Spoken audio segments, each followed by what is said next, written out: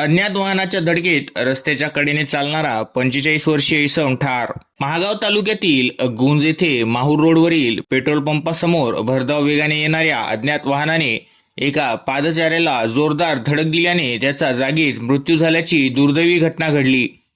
या घटनेमुळे परिसरात हळहळ व्यक्त होत आहे।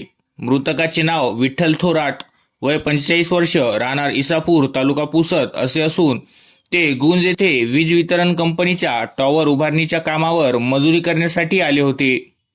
मिळालेल्या माहितीनुसार विठ्ठल थोरात हे सायंकाळी गुंज बसस्थानक परिसरातून किराणा सामान घेऊन परत कामाच्या ठिकाणी जात होते। दरम्यान माहूर रोडवरील पेट्रोल पंपासमोर पुसदकडून भरधाव वेगाने येणाऱ्या वाहनाने त्यांना जबर धडक दिली।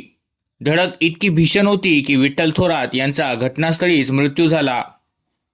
अपघातानंतर परिसरात काही काळ गोंधळाचे वातावरण निर्माण झाले होते। घटनेची माहिती मिळताच महागाव पोलीस स्टेशन घटनास्थळी दाखल झाले। पंचनामा करून पुढील तपास सुरू केला।